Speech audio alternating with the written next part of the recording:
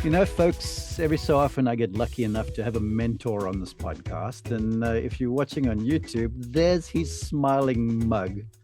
It's my pastor. His name is Kyle Jackson. Kyle, it's so good to have you. How are you? I'm doing well, Mark. Love you. Thank you for having me on.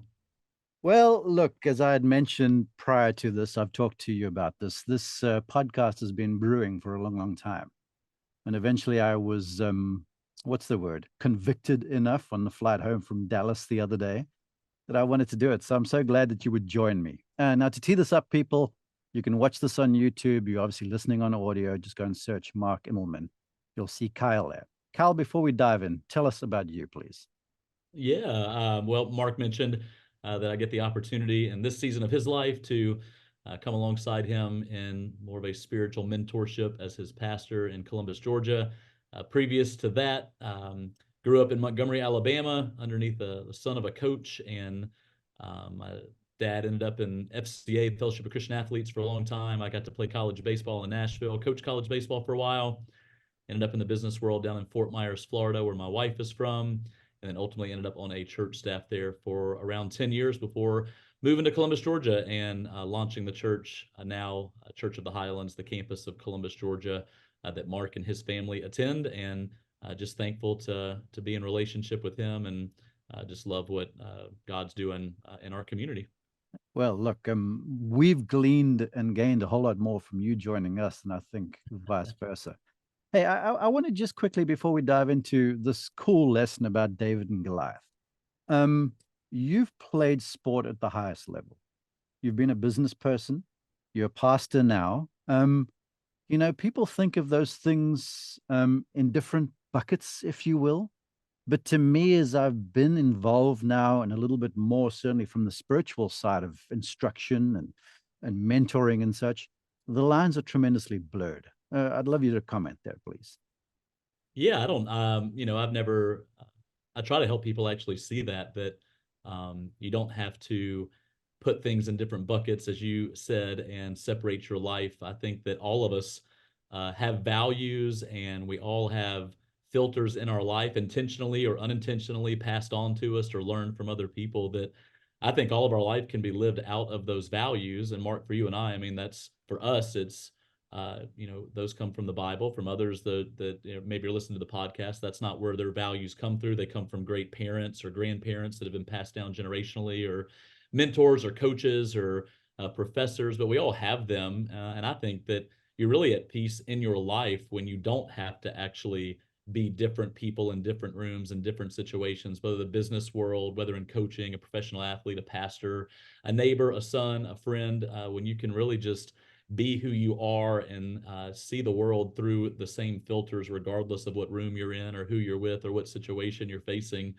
makes life a lot easier. So I try to help people see that you can actually live your lives out of the values that are in your life. And if you don't think you have them, you do. So even just clearly figuring out what those are and defining them just makes life easier, from parenting, marriage, business, leadership, whatever bucket you want to put it in. Yeah, amen. And for the golfers listening to this too, you've heard me ad nauseum talk about the fact that, Arnold Palmer said it back in the day that you got to swing your swing, not some idea of the swing. And I find that as I watch the golfers at the highest level week in and week out, the guys who are doing well, they have this contentment with self, I guess is what it's called. And in a strange sort of a way, they almost okay with failing. You care to elaborate there? Yeah, well, I think it's okay to always be. I think we should all be growing. I think we Mhm. should all be looking at every area of our life and asking, if I grew in this area this year or this quarter, or if I grew 1% today in this area of my life. I think we should all want to grow, but I think you can do that out of a sense of contentment that, most things in our life, if we really slow down, for those of us that are listening to the podcast, I know Mark's life, my life, most things in our life are pretty good. We're very grateful to live in an incredible country, to have good families, to have transportation and food and friends, and for you, sport, and just so many things in life are good. And when we can really surround ourselves with the 95% of things that are good, you can live your life content, where you don't wake up every day with anxiety or pressure, or that leads to things like depression or other things. You can live your life content with a growth mindset that says, I'm still going to get better in everything that I put my hands to. Mm. All right. For those who are watching on YouTube, I'm wearing my goat hat. You can see that's from the Players' Championship. Um, King David, uh, in my opinion, was one of the goats of this manual that I live by. You can see there, folks, on YouTube. This He thing, didn't I nearly let, have the swag that you have, though, Mark. Like, I'm not sure that he had the same swag that you have and carry, but I don't know. Well, I'm look, you can sorry. see it's nicely tabbed, this Bible of mine. It's the NIV, tabbed while I had COVID back in 2020, 21, maybe. Anyway. Folks, the story that it hit me one day under Kyle's teaching, and he was teaching one thing, and I found myself in 1 Samuel 17, rereading the story of David and Goliath. And it's one of those stories that I remember as a kid, you see on the felt board with the caricatures and stuff. And here's the shepherd boy David who kills Goliath, and the Philistines have to bow to the Hebrew Israeli nation. And as I've read it more and more, I've realized that this thing is loaded Mm, with lessons in success, lessons in life, lessons in attitude, lessons in mindset, lessons in priorities. It's crazy. So I want you, Kyle, to just give us the overarching theme for the folks who don't know the story, and then we'll dive in, please. I love that, Mark. I think, whether you're listening to the podcast today and the Bible is something that's important to you, or even if it's not at all important to you, I would encourage you. I think it's still the greatest. I think it's the greatest leadership book ever written. So even if you don't read it from the spiritual context, the leadership gold that's found in it is unbelievable, and it's the number one selling book of all time and still is today, which proves that there's so much there that is for our lives. And that's what I think I love about today, Mark, is that the stories in the Bible, sometimes for those of us that have heard them, they just seem like they can't even be real, or that's just too far fetched, or that was so long ago they probably didn't have the details right.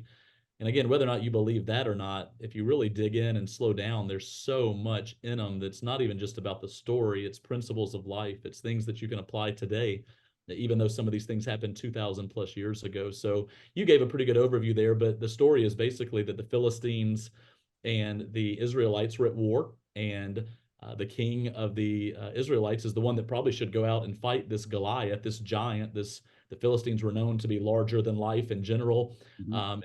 and Goliath was the largest of the largest. He was the number one player on the PGA Tour. He's the guy that you're playing with on Sunday at the Masters that's ranked number one. Tiger Uh, Woods. and you're an amateur playing with Tiger Woods on Sunday, and everybody knows who's going to win this battle. And even the king of Israel, who was considered a mighty warrior, I think we forget that sometimes, that he was Israel's best as well, Mhm. wanted nothing to do with this challenge that was put in front of him. And then all of a sudden comes this young shepherd boy named David, whose brothers were actually in the army. He was too young to be in the army, so he was bringing food to them, heard and saw what was going on. And then I think we'll pull the lessons, though, from the next part of the story, which is he took on the challenge and went and defeated Goliath, and ultimately Israel took the land and won that battle. So it's just an incredible story. And honestly, when you think about it, 2,000 years ago, coaches still use it to inspire their teams. Pastors use it to encourage people in their churches. Parents use it to challenge their kids. It's just such a powerful story that we can pull from today.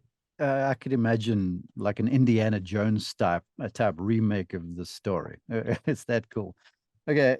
The first thing I want to hit is, as a young man, when I moved over to the States, I was a fairly accomplished golfer back in the day, and a good teacher. And then I moved over here to take a college coaching job. And for some 10 years, I gave lessons in the Georgia summer on the range at Bull Creek. And the Georgia summer is oppressive. And I remember working 6 days a week from morning till night giving lessons, and that was a blessing in itself. But I remember growing to almost despise it because it was just so difficult and so hard on me. But looking back now, I sort of view this as a wilderness time, and a time that's uniquely equipped me for what I'm doing now in a Mhm. crazy sort of a way. And in a certain sort of a way, I guess I was a servant. So kicking this off here, in verses, we're in 1 Samuel 17. David is basically sent off by his dad to take food to his brothers who are fighting the war. So here's King David, who's about to be the hero of the story, who is just a servant boy whilst he's a shepherd. So I'd love you to to comment there too, because there's something to that where you like, okay, I might be the star on the team, or I might be the club champion or whatever, but you have to take upon this role upon yourself to maybe keep things in perspective a bit better. You with me?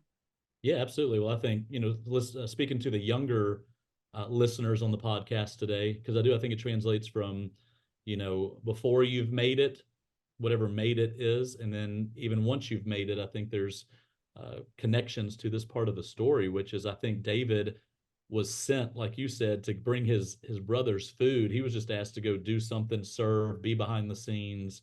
Wasn't good enough yet to be in the show. Wasn't good enough yet to be on tour, playing in the tour beneath the big guys, doing the younger brother things. And I think what's so powerful about the story is, and we'll see this in a little while and probably correlate some more leadership to it, is that David spent a lot of times when nobody was watching using the gifts and talents that he had without any applause. And I think that he's standing in a field by himself, throwing rocks with this slingshot, which if you really research and see, I think we think little slingshot as a kid, and he threw it and hit a giant, which is what makes it unrealistic to us. But when you research and see the type of slings that these guys had, the amount of practice he had standing in fields by himself at dark with no one watching is what allowed him to be successful in the moment when the challenge came. And I think whether you're a young leader or whether you're somebody who's made it, I think the phrase that I always was told, Mark, and that my dad always threw at me was that how you sweat in preparation determines if you bleed in battle. Mm-hmm. I think that whether you're young listening to this or you're someone who's very successful and has made it, you're still in a season of preparation. We're always in a season of preparation for something that's coming ahead of us that we can't see. And I think that's what David did so well in this moment. So he didn't just show up with food and decide to throw a little slingshot and a rock at a giant. He Yeah. had prepared for years when nobody was watching, using the talents that he had when nobody was watching, prepared him for the moment when the challenge was in front of him. I want to go there too, because I'm just looking at the verse here and I wanted to try and share a video of the slingshot. I'm going to get that right here, hopefully in a second. Where it says here, Jesse, this is David's father, says to him, take this basket of grain and 10 loaves and carry them quickly to your brothers. Also give the 10 cuts of cheese to their captain. See how your brothers are getting along and bring me a report back on what they're doing. Mm. And I'm a brother to a star. Okay. I think there's something in this for future stars and golfers too, where, you might not be the star in the family just yet, but you've got to embrace this role, this place where you are, and not get ahead of yourself too much. You with me? Absolutely. No, absolutely. I think sometimes we try to get ahead of where we're at too fast and we're not ready for it. I think there's a quote that says sometimes we want to be further along than our character can actually sustain us. And I think, again, for me, my values come from the Bible. I think that anything that God has in preparation for me or in the future for me, I think that if I'm not there yet, I correlate it to, he must be doing something to develop my character so that when I get to that place, whatever that thing is won't outweigh the character that I have that he developed in a season, again, like David, when nobody was watching. Now I'm jumping ahead. You can see my screen, correct? You like it. As soon as I said video of somebody throwing you got to show it. I Okay. remember when you sent this to me, Mark, you texted it to me when you wanted to do this podcast a year ago. And even as a pastor, I had never seen this. I think probably even in my head, I've always wondered, like, I wonder how the slingshot thing worked with a giant and a rock and a Okay. teenage kid. And then you sent this, and I was like, oh, Now, as Kyle and I normally do, when we get to talking, we get ahead of ourselves. So I was going to show this later, but he teased it. And if you were watching, I try to get it up, and then I press the wrong button because I'm not technically savvy that way. But I've got it. And for the audio listeners, go check this out on YouTube. This video is freaking insane. It's an Israeli guy, and the slingshot, to Kyle's point, is not the little thing that you have at home. It's a good 2-3 feet long. And I'm going to play the video. You can hear some conversation in the background. The target looks like, I don't know, like a sheet. You would agree with me, Kyle, or a yeah, blanket or something? big sheet of metal, probably 80 yards away, 70 yards out. Easily. And it's probably what, 10 feet across, maybe Yeah, 5-6 feet. 10 by 15 or something. And he doesn't just swing this thing around the top of his head like a lasso. The movement, as I'm about to play here, is a full sort of a movement up and down, side to side, and he spins around like almost a hammer thrower in the Olympics. So I'm going to play the video real fast. So nice slinging it around. Now, absolutely nails the sheet in the distance. It's available on TikTok. Just search Sovereign Kingdom. I remember when you sent that to me, I was sitting in an airport and I was watching it. And when he slung it, I was like, oh, and everybody looked at me and I'm like, just watching David, throw his slingshot. So, Yeah. Okay. Well, look, it's incredible. And now we talk of preparation. Well, yeah, I'm going to go here and then we'll go back to his interaction with King Saul and stuff. So we yeah, go to the preparation. And when he goes and he meets his brothers, and then his brothers are like, "What are you doing here? You should be back with the sheep. You just want the glory. You want to say you were here." And that sort of got me to thinking about haters. More about that in a minute. But then when he talks to Saul, he goes, "I got this. Give me a go because I've spent time right, out in the fields. I've wrestled with lions and bears and killed them with right. my slingshot." That skill there doesn't happen overnight. No, I mean, that is Okay. preparation breeds confidence. Um, you know, anything in life that any challenge you're going to face, your preparation is always exposed Mm, when you're in that moment. And I think that David was able to show up in that moment. And because he knew he had prepared so well in the season before, that he had confidence to do something that everybody else, one of the cool pieces of the story, and we'll get to that interaction, is that, all the guys that were high up that should have fought Goliath, who had technically made it, I think probably, and the story doesn't say this, but I think it correlates back to golf, Mark, is that, they made it. So they probably got complacent in their practice. They got complacent in their trade. They got complacent in their preparation. And then all of a sudden they look up one day and there's a giant obstacle in front of them and they lost their confidence. So they wouldn't go out and fight this fight. They wouldn't go out and fight this giant in their life because they got comfortable. And I think for the guys listening to the podcast, I think that's what you see right now that's brilliant about Scotty and some of these guys and with Tiger back in the day. Their success didn't make them comfortable. Their success almost made them uncomfortable, knowing that now they're at the top. They prepared even more to stay on top. And I think that's what David was doing. He was preparing in a way that when the obstacle was there, he had confidence to face the giant. And I think you have to be careful whether you're young and behind the scenes or seasoned and on top of your game, your preparation still matters. mm. I want to talk about Goliath, the Philistine from Gath. He came out of the Philistine ranks. He was Mhm. over 9 feet tall. I'm reading this out of Samuel. Wore a bronze helmet. That's heavy. A bronze coat of mail that weighed 125 pounds. So think about Yeah, walking around with 125 pounds on you. He also wore bronze leg armor and carried a bronze javelin over his shoulder. The shaft of the spear was as heavy and thick as a weaver's beam, which is a big thing. It was tipped with an iron spearhead that weighed 15 pounds. So just think of the strength of this human being. And then on top of this, and this is what I want to talk about, for what was it, 40 days? He yeah, walked back and forth on the battle lines there, taunting Israel the entire time. So basically getting in their heads. So right. I want you to help people there because we all have these giants. And look, Goliath was imposing. Now, your giant might be, I can't do this, or I'm physically infirmed, or I Yeah, doubt, whatever it might be. But then you have this giant in your face taunting you. Goodness. yeah. Well, I think the giant of the day in our world today, and Mark, obviously you're way more into the golf game than I've ever been, but I think anybody that's ever played golf, and I think you would agree that the giant of golf is the negative talk in your own head. Mm-hmm. I Yeah. think sometimes we think the obstacle is going to be something that somebody else puts in front of us, or it's going to be the haters, but really the giant that we face in today's world, it's what's right here between, between the ears, the negative talk that's in your head. And I think again, what David did when he showed up and Saul and him had this conversation, one of the phrases he uses in First Samuel right there is he says, I'll go and face this Philistine because the same God that delivered me from the lions and the bears in the field with the sheep, it will be the same one that delivers me from this giant. So he just had this confidence that he had something of a higher power in his life. He Mm-hmm. wasn't doing it alone. And in a game of golf, it can feel like you're on your own. It's you against the world. It's you and your head and your mind and your negative talk. But it's what I love about the golf game is I've learned it more and more from you, Mark. But there's a swing coach and there's a caddy and there's an inner circle of you and your friends, and that anything in life that you're trying to do on your own, the giant of self-talk is going to win. But anything you do in life and you put people around it to do it with you, there's a confidence that comes with it. I think that's what David had. David knew that he had someone with him in this battle more than just himself, which gave him confidence because of the preparation he had to go face this giant in his life. Well, I talked about the haters earlier, and you have the naysayers as well, because it goes here in verse 20.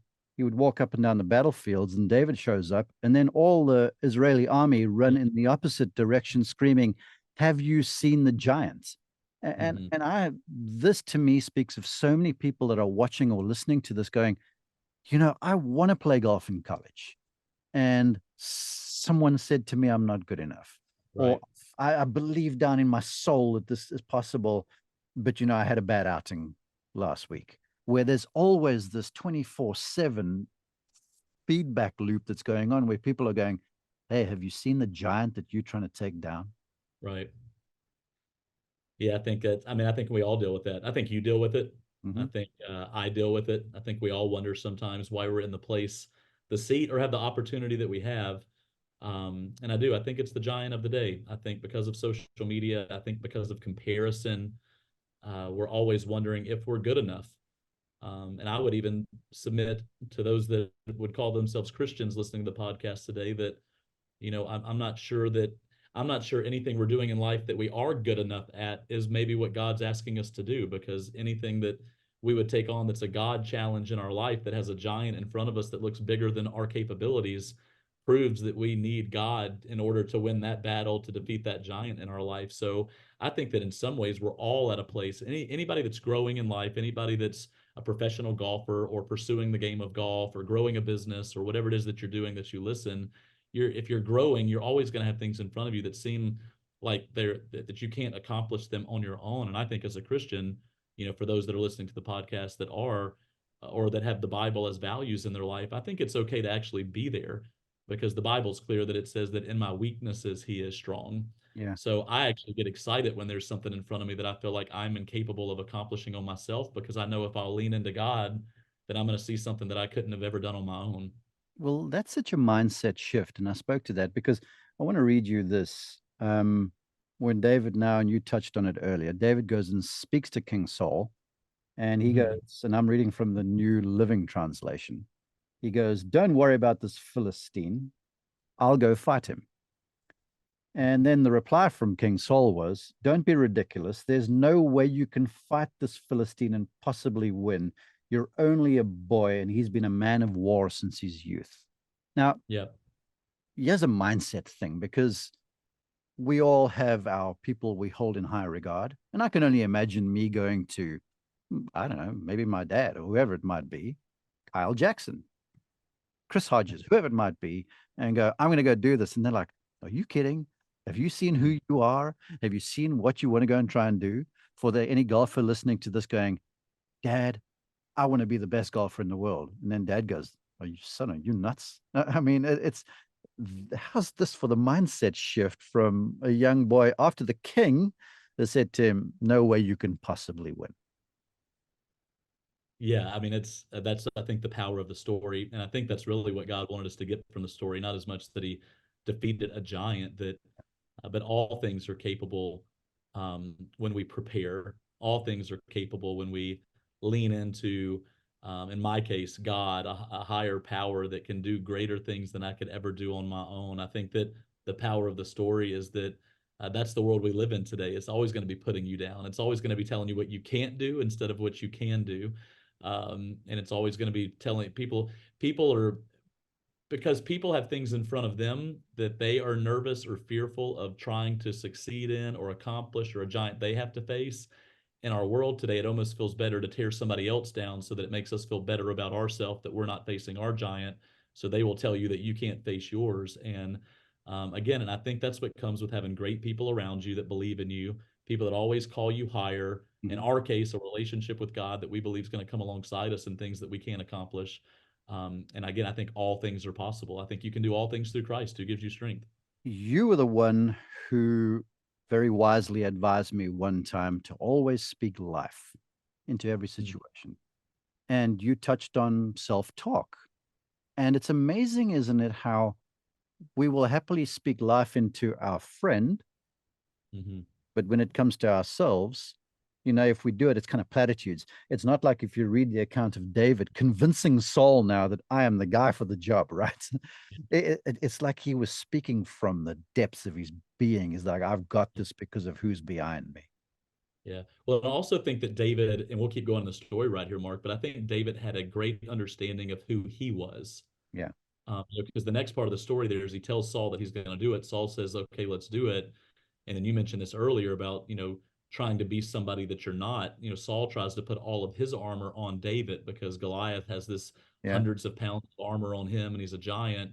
So the next part of the story in First Samuel talks about Saul trying to put all his armor on David. David puts it all on and it's way too big for him, way too heavy for him. David's not trying to go fight the giant like Saul would have fought the giant. David wasn't going to go try to fight Goliath with sword and spear and shield. David was going to go with a slingshot. And David had a confidence in who he was, and David had a confidence technically in his swing, in his approach, in the way that he plays the game. And he didn't try to take on somebody else's opinion of him. He didn't try to take on somebody else's way of doing things. I think he listened because I think leaders and we all listen, we all learn, we all want to get better, we want to be teachable. But I think David had a good understanding of who he was and who he was created to be, which gave him confidence in that moment to not go try to fight the giant like Saul would have fought the giant or go fight the giant like his brothers would have fought the giant. He said, nope, I have prepared in a dark place where nobody was watching with a sling and rocks. I'm Mm-hmm. going to go face the giant with my swing, not your swing. Yeah. I love that. You're preaching, Reverend. I can say that to you, Sorry. honestly. Um, I want to talk about that dark place a little bit too, but in there in verse, pardon me, 40, it says he picked up 5 smooth stones from a stream and put it in his shepherd's bag. And I thought about that verse for a while, and I'm like, I can imagine him in the stream looking for the perfect pebble stone for the job. He only needed one in the end, but he had backup and he picked them all well. It wasn't willy-nilly. He didn't just go there and just surge onto the field of battle because he felt confident in himself and who was behind him, but he still took the time to, select the proper implement. So I'd love you to talk about that. And then also, I can only imagine all the time spent there in the fields with sheep, day and night, how there must have been a lot of time for introspection. And oftentimes, all of us, when we got the big event in front of us, we lie awake at night, worried about what might happen, where he was galvanizing his belief in self. Well, I mean, when you talk about the 5 stones there, it's such a great reflection. I've never, I can't even honestly say that I've ever written anything or processed that too much. But what I hear you saying there is that, he almost, he was okay with and prepared in that moment for failure. Yeah, true. That he might throw one and miss, and he was going to need, another rock in the bag. Like we're going to take a shot and we're going to miss, but can I go and take the next shot? Mm. Just because I missed from 150 yards out doesn't mean that I can't sink the putt. Like, so the mental part of David's game right there was knowing I'm going to fail. Anytime you face a giant or a challenge in your life, you will face failure. But the question is have you prepared?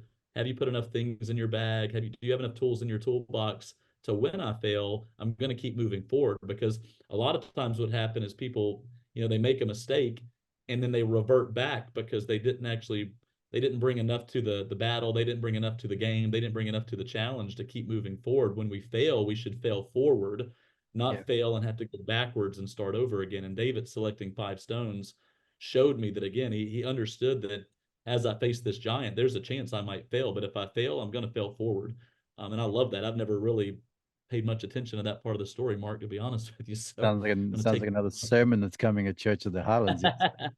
Hey. Yeah, and then I think the dark part of self, reflection is you're right. I mean, there's nothing like I can't even imagine being a professional golfer and walking into Saturday or Sunday knowing I've got a chance to compete on the weekend and just laying in bed. I can't imagine doing what you do, Mark, which is preparing the way you do and announcing Amen Corner on a Sunday with just hundreds of thousands of people watching. I mean, the pressure of that will keep you up at night. And again, I think it just goes back to everything we've already talked about. I think what puts you to bed at night is having a good self understanding of who you are, that you've prepared, you've sweated in preparation so that you don't bleed in battle the next day, and knowing that your identity is not in how everybody else, the haters as you called them, my identity is not found in what they believe about me, because I know what I believe about me, and I know the small circle that's around me, what they believe about me. I can put my head down at night knowing that I'm going to do the best I can, and the people that love me the most are going to love me regardless of how I do. Okay, so now we've made it through the night, folks. And now we're walking onto the first tee for the big day, right? And so here's David. He walks out. This is verse 41.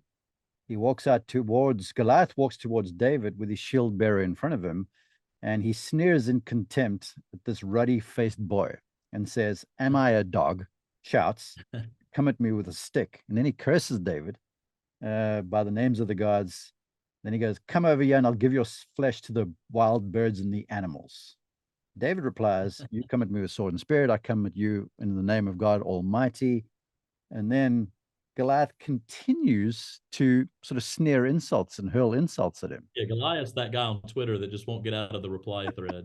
I mean, it's just get out of the reply thread at Goliath 9 feet, whatever your name is. Like, Yeah, well, but that's that's what he's doing. I mean, he's taunting David, just like you get taunted in your profession, just like I get taunted in mine, just like professional athletes get taunted. I mean, how you respond to that, which is what's beautiful about what David did right there. David actually didn't give him an answer back to what he was saying. He really gave him vision for where he was going. yeah. He kind of said, you can come at me. I'm not going to come at you. I'm just going to keep moving forward. I love that about David's response there, because we could all probably do a little better with that in our social media game. Yeah. Well, he says, "You come at me with sword, spear, and javelin, but I come to you in the name of the Lord of heaven's armies." And he goes, "Today the Lord will conquer you, and I will cut off your head, and I will give the dead bodies of your men to the birds and animals, etc., etc." You speak about prophesying something into being. I can imagine Mm. golfers, yeah, it's the big day, it's the club championship or whatever it might be, NCAAs if you're a collegian, and you get on the tee and then you like, "Oh my goodness, I can't do this." But yes, David going, "I'm going to tell you, I'm telling you right now what's going Yeah. to happen, and I don't care how big you are right now. This is it. Let's go." Self-talk. Yeah, I think it's back to what we were talking about a minute ago. Self-talk matters a ton.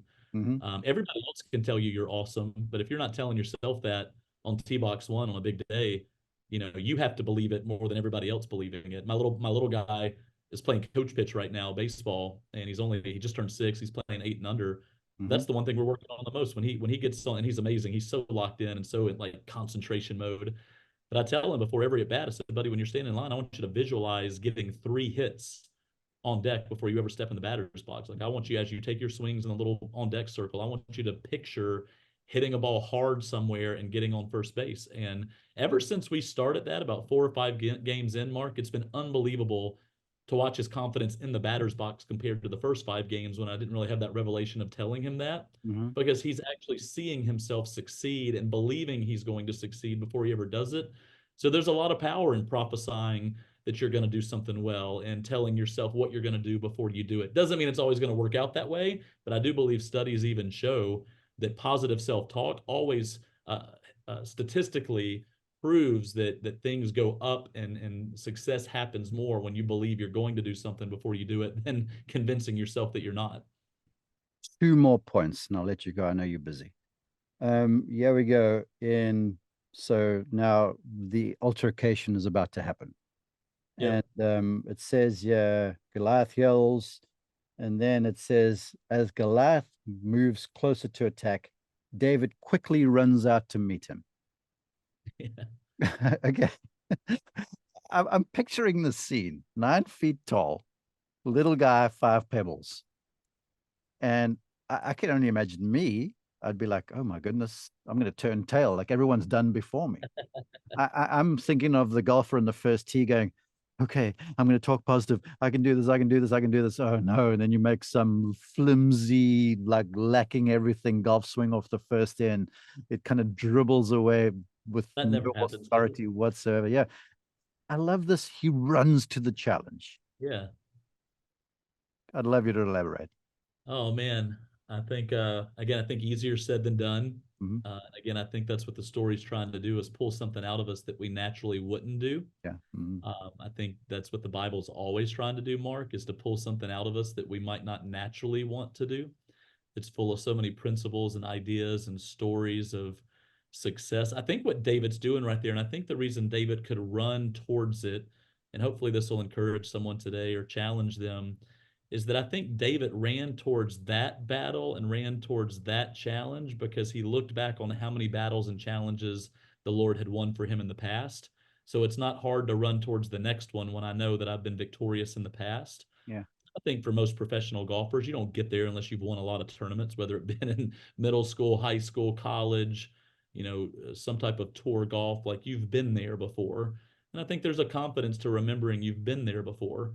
And if I've been in this, there's going to be very few challenges in the game of golf over the years where you haven't been there before. Obviously, when you get to the highest level and you're at a major and you're in the final grouping of the day, maybe you've never been there before. But if you're playing any type of competitive high level golf, you've probably been in that situation more than once. And Mhm. remembering back to the times where you were successful gives you the confidence to face the one in the moment. So I think that's what David's doing right there. I think David has been so successful in the tour below the PGA Tour, throwing rocks at lions and tigers and bears to protect his sheep. And he had saw how God had prepared him in those moments, that now when the big moment comes, he runs at that too, Yeah. because he remembers all the small victories from the season before. So good. All right. The finish to the story. Does the fancy sling move, nails Goliath in the forehead, knocks him over. This is where I'm guilty of speed reading the Bible and I missed, right? And so then I read on, and it talks about in verse 49, reaching into his shepherd's bag, he takes out a stone, hurls it with a sling, hits the Philistine in the forehead. Then he goes, the stone sank in, and Goliath stumbled and fell face down onto the ground. Mm.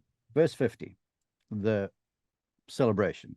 So David triumphed over the Philistine with only a sling and a stone, for he had no sword.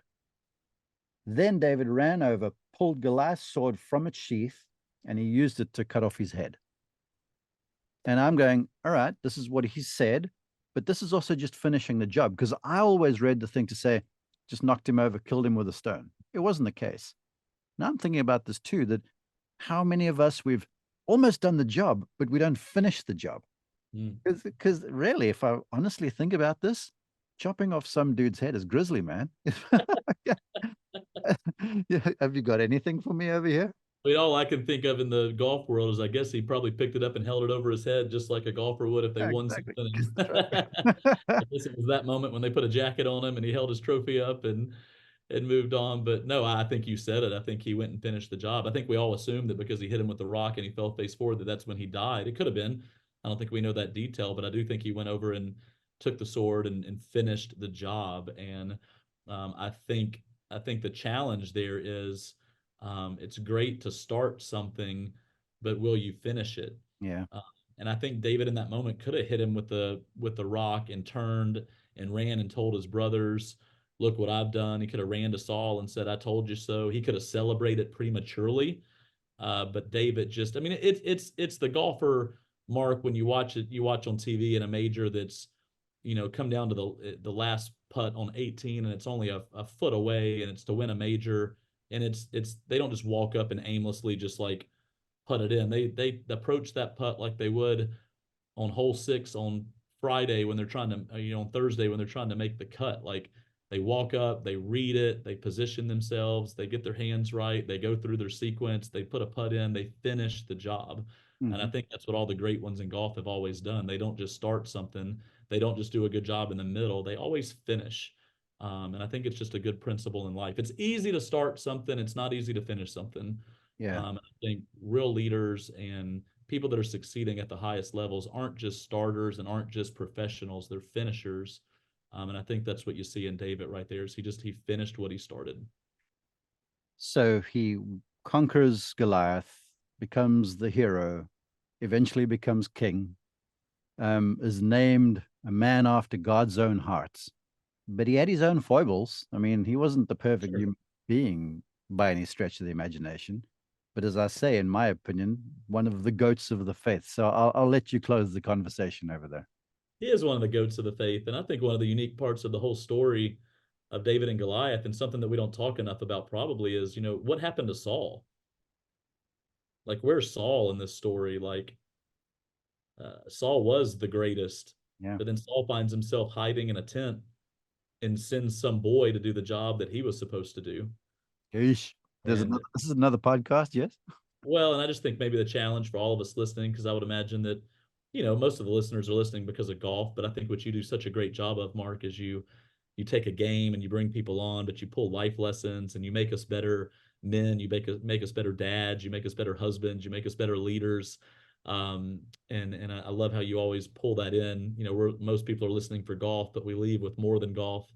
And I think, the challenge in that little part right there for all of us listening outside of golf is that, as dads, as men, as husbands, Saul wouldn't deal with his fear in that moment, so he passed it on to the next generation. Yeah. And then we don't hear much about Saul post that, and some of it I think is Saul got comfortable. He was up in the tent with his feet kicked up. Let somebody else go do the job I'm supposed to do. But that complacency took him out of the game. And I would just challenge all husbands, dads, golfers, professionals, whatever it is that we're listening. Don't let us get to the top of our game and get comfortable, because we don't want to lose everything that we work so hard to build. That when we get to the top, we have to work just as hard or harder to stay there, as a husband, as a dad, as a business leader, as a golfer. And I just think that that's a part of the story we don't talk a lot about, because the rest of the story moving forward is a lot about David, and you do see David fail a lot. And I think what I love about David more than anything is he was open about his failure. He learned from his failures. He grew from his failures, and then he shared his failures with other people. And I think that's what life's all about, man. And I think that's what golf's about. I think that's what you're about, Mark. You do lessons and you coach and you podcast, but you take life experiences, you share them with us, you share them with the people you do lessons with, you share them with people on your team, as you announce and do other things, and people are better because of your failures. And you just continue to fail forward, and just I'm excited to see all that God's going to continue to do with you and what he's asked you to do. Just proud of you, thankful to be your friend. Likewise. For the folks who now want to find more from Kyle Jackson, who's the superstar and fast becoming a megastar, where do they find you? Website? How do they find You Church don't of you the don't need to Highlands, find please? me anywhere. I mean, I'm on Instagram, but I'm a part of a amazing church called Church of the Highlands that's got 26 locations. 24 of them are in Alabama, a couple in Georgia. Pastor Chris Hodges is the founding and lead pastor of our church. And Golf if lover. you're looking, PC's a big golf lover. and our lead pastor is an amazing golf lover and actually a really good golfer. But I mean, we have great online services. If anybody's on the podcast and you travel, you play golf on the weekend, you're looking for something to bring encouragement, something to challenge you, a community to be a part of, maybe you don't need to follow me. I would say, follow our church, Church of the Highlands. It's on Instagram, churchofthehighlands.com. We have great online content for you weekly, that I think you would enjoy watching. I know, Mark, you and your family have to do that quite a bit. You watch from a distance because of your travel schedule and stuff. So others of you probably have churches, others of you might not be interested, but if you ever are, I think it could add value to your life. Last Sunday before the final round broadcast, I shouldn't date this, it's a podcast. I watched the sermon on spiritual gifts. I watched that, then went to work. It was a great way to start my day.